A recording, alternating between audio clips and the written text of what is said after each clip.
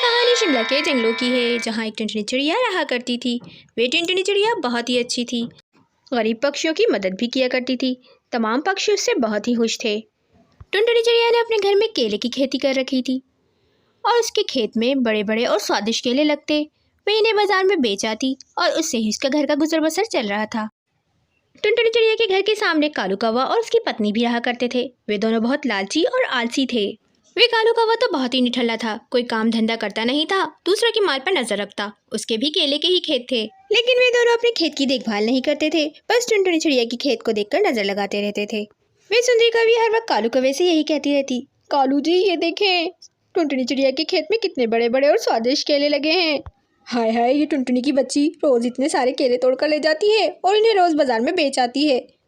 देखते ही देखते कितनी अमीर हो गई है और हम वहीं के वहीं। कालू कौवे के खेत में सिर्फ केले के पौधे ही लगते, उसमें फल नहीं लगता था, क्योंकि वे दोनों पति पत्नी उन पौधों का ख्याल ही नहीं रखते थे। वे सुंदरी कवि अपने पति से कहती है, कालू जी मैं तो कहती हूँ कुछ सोचें, कुछ करें इसका टुनटुनी चिड़िया की बच्ची का। वे कालू कौवा सुंदरी कवि से कहता है, सुंदरी तुम चिंता मत करो, मेरे दिमाग में एक आइडिया है।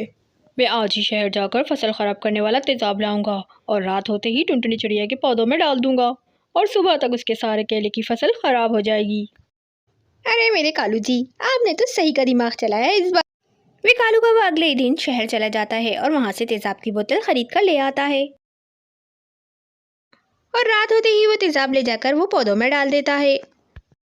और सुबह जब सुंदरी कवि कालू कौवे को उठाती है तो वे दोनों पति पत्नी जाकर खेत पर देखते हैं तो देखकर हैरान हो जाते हैं। टुनटुनी चिड़िया के पौधे तो वैसे के वैसे ही थे, जबकि कालू कौवे की सारी फसल जल चुकी थी।